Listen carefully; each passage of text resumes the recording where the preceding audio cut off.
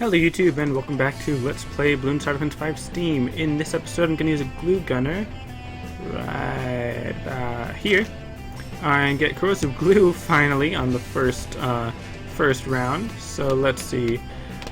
What's interesting is that I got the specialty building. So apparently balloons popped by the glue gunner, or I think at least balloons popped while they have glue on them, will leave behind some glue on the track. However, apparently I still missed, which is kind of odd. It's not that much that I'm missing or whatever, which is fine. And then let's see, come on, just a little bit more money and then I can get the glue splatter, which will be much more efficient. There we go. So now the glue splatter will allow me to pop quite a few more balloons per pop, I think. I should be. It kind of looks like I'm piercing through them, which is kind of weird. Is that... That does seem odd, that it looks like I'm piercing through the balloons. I think that might be because of the token upgrades, possibly. That might be messing with that, which is very odd.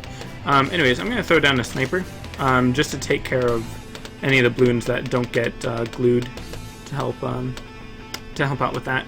But I did want to use glue gunners in this episode, so I don't know. I think I'm going to have to go with like dartling guns in the next attempt on medium reverse or something. But anyways, so with glue gunners, it's still going to take a little bit of time, a little bit of money. I want to use banana farms because they're so powerful and they're so good on double cash mode. But I think it's popping through or like piercing through one of the balloons, I think, because of whatchamacallit? Because of the token upgrades that increase the popping power of the balloon, which make it pierce through a balloon before it reaches its pop count. But I'm gonna go with glue hose so that it actually gets everything, because that's kind of lame that it's still not popping everything. Dang. Oh well. In that case, that glue gunner is really not as good as I was hoping. It probably would be better on a different track, but I think just specifically on this track where it has to keep switching between targets or something, that it's not quite as good. I probably should have used it on a different track. Probably would have been a bit better.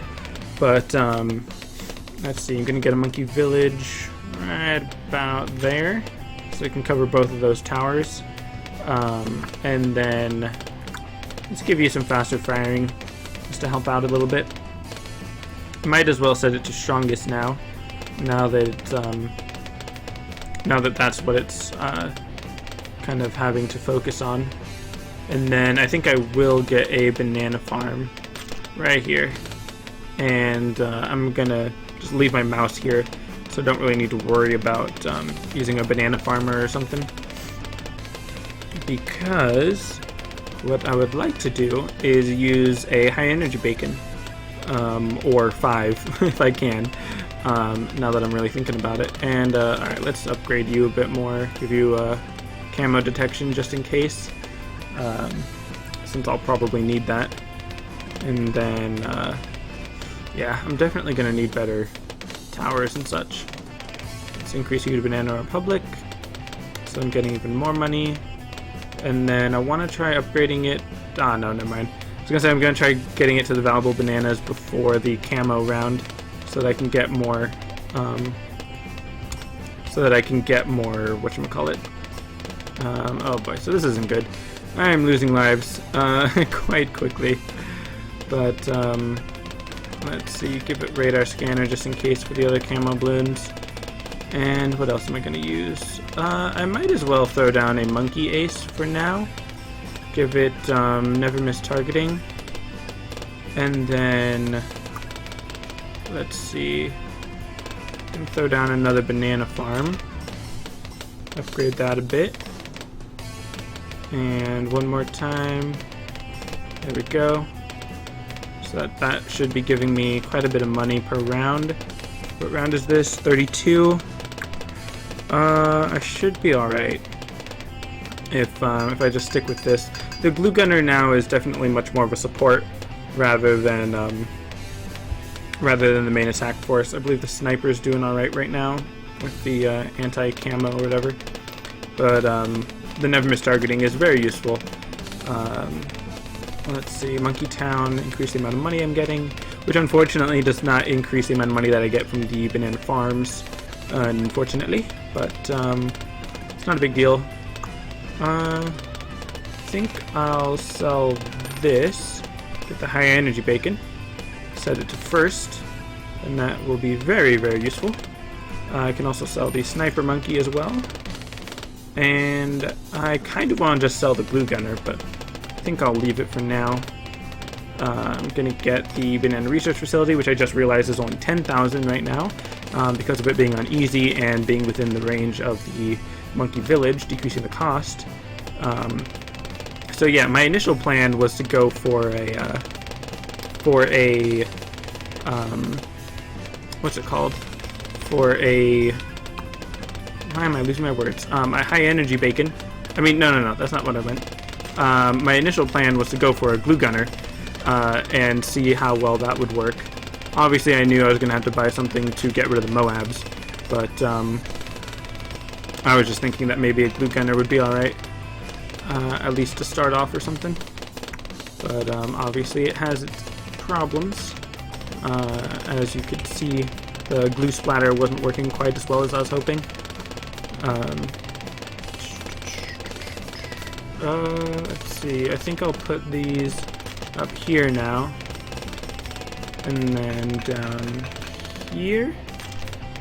So yeah, these high energy bacons are going to be very powerful, especially when I've got so many. Let's see, gonna put 3 on each side. This one up here. Yeah, I really don't need the glue gunner anymore. The glue gunner is very much obsolete. There we go. And that's right, round 45 is why it's like that. Let's get this 5th one right there. I could probably fit more if I spread them out better, or clump them together, or like what's it called? Make them 2 by 2 rather than just one row of one. One row of one. Bit of a tongue twister right there. And let's put this one right there. I wonder if the Monkey Intelligence Bureau actually affects the high energy bacon, because I mean it's got a pretty fast attack rate on its own. So I mean I can't imagine it would get much faster. But might as well test that theory, kind of. If I go up to Call to Arms. I mean, it's kind of hard to test the theory considering it pops everything all the time, always. Because high energy bacons are quite powerful. And I mean, of course, double cash definitely helped. But yeah, if it could take down a Moab that quickly, I don't think the Call to Arms is going to really be that useful. Yeah, that was on easy. Alright, so let's see how I do on medium.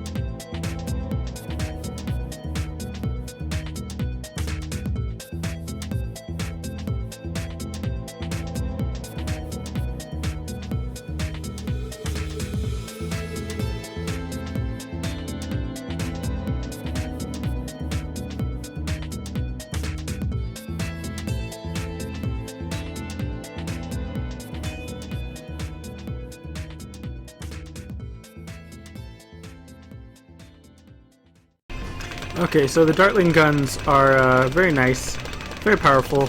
Laser cannon is definitely very good attack speed.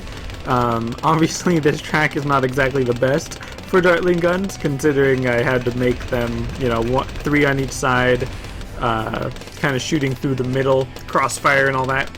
But I think it works. I mean, I haven't lost any lives yet. I don't think I have.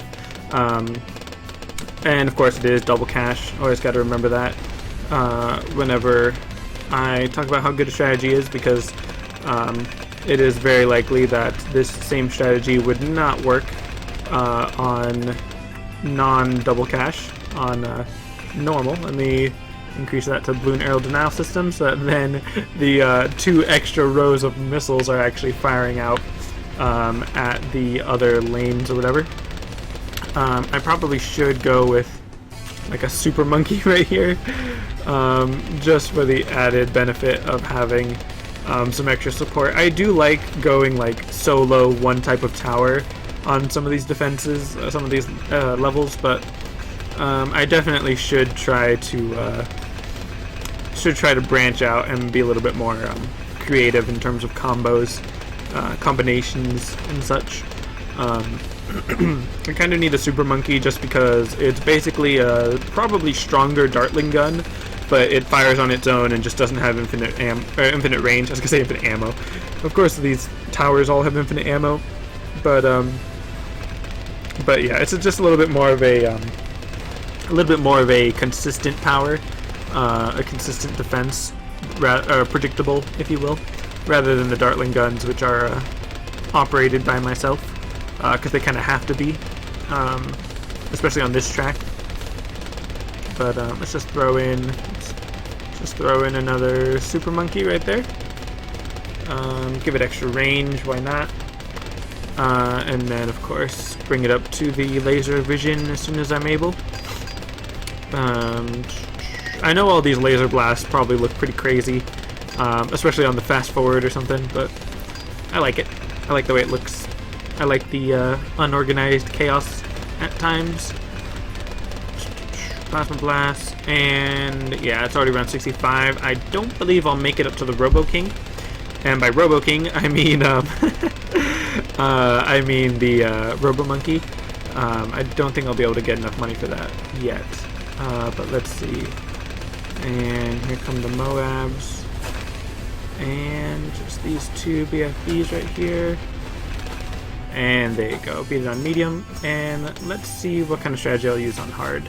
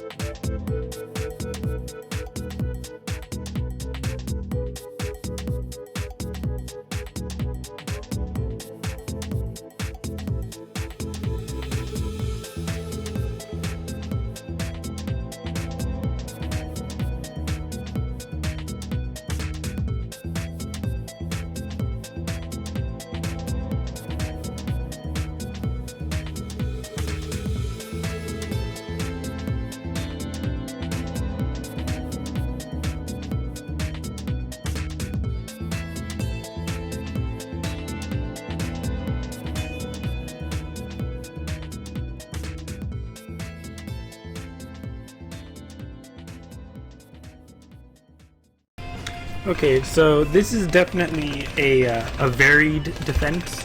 Like, this defense has lots of variety in it, kind of. I started off with the Dart Monkeys, which I have now sold because I was using the Dart Monkey specialty building so that I could get a few more of them out there at the beginning and lay the groundwork while I was using some banana farms, which I have also already sold, to get a bunch of money, quite a few lives, like 700 lives or so. So I got a bunch of money. I was able to get 4 Techno Terrors, which is quite powerful on its own. But then just in case, I also got some Viral Frost Towers in front of it to help slow down any normal type balloons just in case. As well as 6 Balloon Chippers, which should handle round 84 relatively well. Of course, in combination with the Techno Terrors. A High Energy Bacon, mostly just because I wanted the extra money and because it's cool. A Call to Arms on the off chance that round 84 does seem to make a bit of a difference, or like seems to make it through quite a bit. I've got these 9 Bloonjitsu Masters as a bit of a general defense as well as sort of a knockback defense because of their distraction ability, which is also why I've got these 2 Masters of Air for the knockback, as well as the Arctic Frost to slow down the balloons as they travel through my 4 spiked mine factories. So this is a very powerful defense, and of course double cash, so I've got extra cash at the end of it. I'm really doubting that round 84 will make a dent in this. I mean, it might have a little bit of issue getting through the 6 balloon chippers, but definitely the ZOMG is not going to make it through this, so as long as I can get past round 84, I should be fine. And round 76 as well, because it's just a bunch of ceramic clumps. It shouldn't be a big deal against the 2 Arctic Frosts, especially since the ceramic clumps are going to be split in 2. And then the balloon chippers, of course, aren't really going to make a huge difference on that, but then the whatchamacallsums, the Techno Terrors, are going to really just destroy anything that gets sucked up by the balloon chipper. And of course anything else that just gets close in general. Blimps don't really stand a chance, again, because of the 6 balloon chippers, or blimp chippers, I guess you could call them now. And then the Techno Terrors are very strong as well. The Bloonjitsu Masters are very strong against blimps. Wow, that's actually kind of interesting, seeing all the ceramic clumps kind of get stuck inside balloon chippers. But Call to Arms is going to be ready in case of emergency on round 84, but I've also got the Techno Terror abilities to just destroy everything around them as well, in case of like a serious emergency. But I'm pretty sure these 4 spike mine factories with the Arctic Winds, Arctic Frosts, and Masters of Air should be enough. I'm really not seeing any issues on the horizon. I could of course buff this defense with like a few snipers. I'm gonna place this Dart Monkey and then sell it just because I don't want to see that one there showing me that I have something that I didn't use or something like that. But I could definitely buff this defense with a few snipers, maybe some monkey aces for like ground 0 or something. I could throw in some more ninjas or wizards for some extra knockback, just to be sure that any normal balloons don't get through. For extra blimp defense, I could line the walls, like line the sides with Moab Maulers, or even Assassins to really use the activated abilities.